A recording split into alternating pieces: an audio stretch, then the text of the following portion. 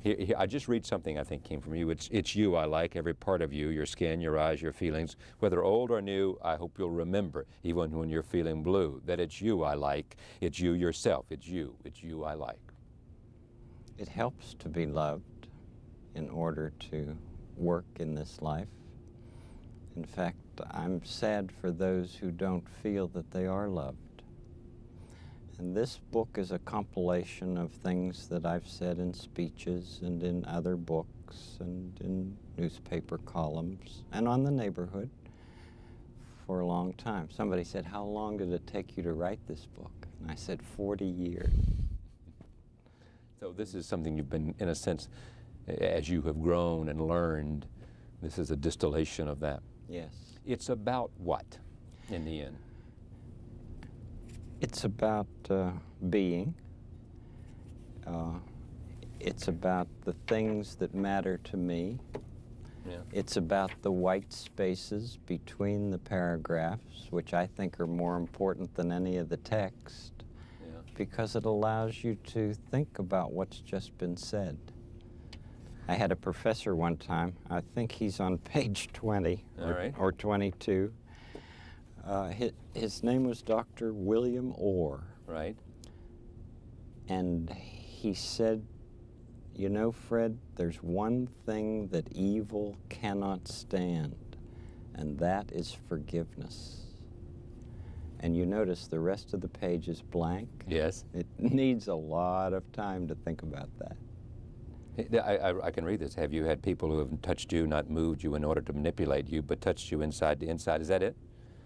That's the one. Take before. a minute to think of at least one person who's helped you to become who you are inside today, someone who is interested in you for who you really are, someone you feel really accepted the essence of your being. Just 1 minute to think of those who have made a real difference in your life. Who's made a difference in your life? Oh, a lot of people. But a lot of people who have allowed me to have some silence. And I don't think we give that gift very much anymore. I'm very concerned that our society is much more interested in information than wonder, in noise rather than silence.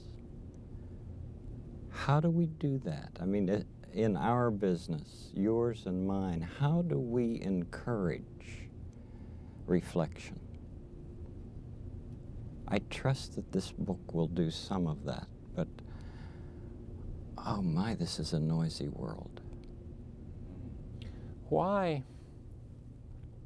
A lot of this is about self-esteem, believing in yourself, knowing you're special. And knowing that you're unique. Yeah. You know that when you think about it, there has never been another Charlie Rose in all of the history of humankind, and there never will be. And that's the same with every person you meet. We all have a certain uniqueness. Exactly. Yeah. Why is it then you think that so many people come up short on self-esteem and on believing in themselves and having confidence to go out and take on uncharted waters? Probably because of very early on in our lives that we weren't valued. You know, the greatest gift we can give anybody, any little child, is to help that child know that, you know, you're a part of our family, and you're a welcome part, and there are things that you can do to enhance our family. Yeah. You want to see a picture of two little grandchildren? And these are your grandchildren? Yes. Oh, look at that. Yeah. How many? Alexander and Douglas. How many children do you have? We have 2 sons. Right. And the elder son has these 2 boys. Mm. Why do you think Mr. Rogers' Neighborhood, what does it achieve? What does it accomplish? Oh, I hope that it's given a few more honest adults in the lives of the children who watch. Because I do think that that's a great gift. That if adults can show what they love in front of kids, there'll be some child who'll say, "I'd like to be like that." or I'd like to do that. I remember Yo-Yo Ma being on our program. He's come to visit several times. Yeah. And there have been families who have written to us to say that their kids want to learn the cello. Right. Because they saw Yo-Yo Ma on the program? Because they saw him love his work on the program. Ah.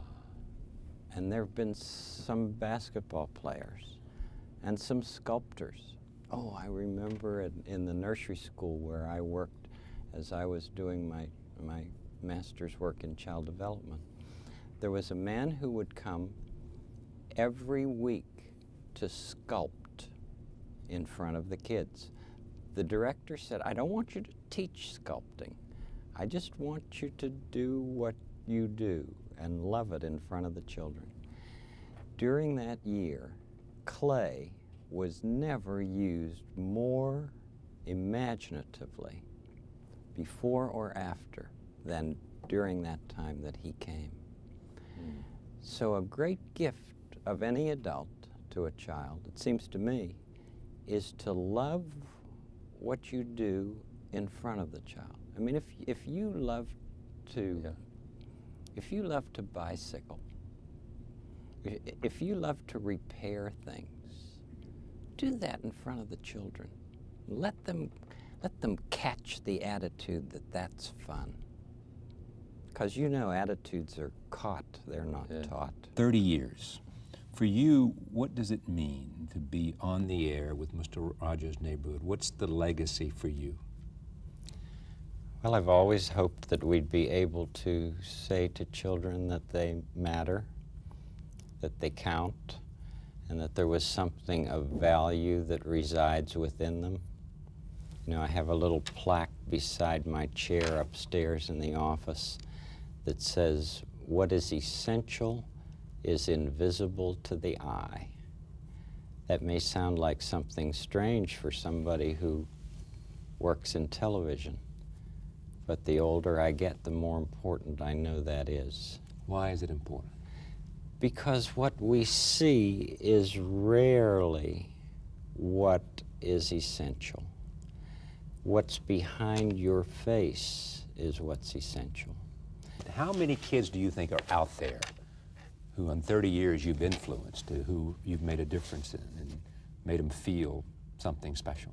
I don't care how many, even if it's just one.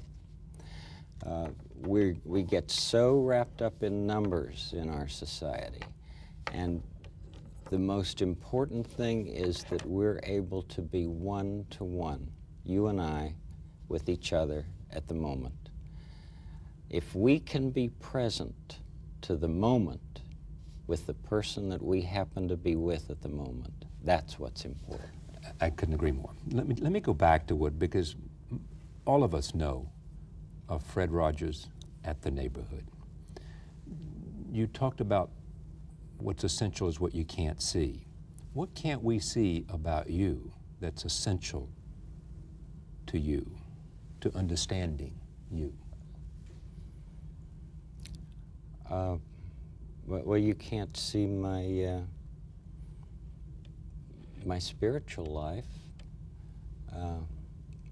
unless you ask me about it. You don't see my family life unless you ask me about it. I mean, it seems to me, Charlie, that the things that are center stage are rarely the things that are the most important. It's usually what happens over in the wings. What have you learned from the kids? Practically everything. Like what? How to know that it's all right to say what comes to your mind right away. I mean, before the protective mechanisms take hold of you. Yeah. I mean, Jesus said to the people around him, "Please let the little children come up here. I want to learn from them." He might not have said those words, but I think that's what he meant. I want to be involved with these innocent people who make up the kingdom of heaven. You seem to be the calmest person I know. Soft-spoken. You have a quality that is reassuring. I mean, is that the way your entire being is? At the center of Fred, there is this stability, this sense of self, this sense of mission, the sense of calmness, because you know who you are, you know, you're sure about the connection to your God. I get up every morning, at least by 5, have a couple hours of quiet time, reflect about what it is that is important. Before you get on with the business of the day. Before I go swimming. And then the business of the day. But what do you think we can do, those of us who are purveyors of this television medium? What can we do to encourage people to have more quiet in their lives, to more silence? Real revelation comes through silence. I'm certainly not as centered as you are. And I can only look at you with a certain amount of envy and also admonishment too, because there is something to be admired about the kind of life that you have lived. Mine is more frenetic, and I'm much more about sort of gulping in as much of it as I can find. I want to see everything, do everything, feel everything. I mean, I'm a hopeless case. No, you're an enthusiastic man, and that's why people like to be. I mean, I talked with somebody the other day who said, "I am addicted to Charlie Rose." Oh, bless them. Yeah. What did you say? Did you say? I said I know him, and he's one of the easiest people to talk with. Did you say that? I did say that. But what's essential about you? I've sensed. I mean, I think. See what he's doing to me? He's turning this around, isn't he? What is essential about me is some sense of making a difference and having a satisfying life that is not only one that has some sense of value and integrity at its core, but also has some sense of connection to a larger world that makes a difference, so that you can, at the end of the day, hopefully have made the difference in your life and in somebody else's life, either because you touch them with a story, or you touch them because you recognize their sense of excellence and their sense of quality. So, you know, if you can do that in a small way, you know, and the wonderful thing about you and I, we have the opportunity, in a sense, a window, you know, to talk and to recognize and to, in a sense, speak. We have a... But have you ever known anybody who was really satisfied or happy who had never made a difference in somebody else's life? No. And I tell you what, the other thing I do, I find that among the people I know lots of high-flying people, you know, in a variety of worlds, and both who think about the country. And most people that I know want to do something that's larger than themselves. They want all kinds of achievements and acquisitions, and they want to be recognized and to take the benefit of their talent. But at the same time, they want to do something larger than their life. And they want, frequently, something that's larger than their life to affect, you know, their community, their neighborhood, their country, their world. Well, I know that when I walk out of the studio someday and there is a child who has Down syndrome, right, for instance, and that child comes up and gives me a hug, I know that that's the field that I want to be growing in, because I see that people who are not the fancy people in this world are the ones who seem to nourish my soul. And I want to learn how to be the best receiver that I can ever be, because I think graceful receiving is one of the most wonderful gifts we can give anybody.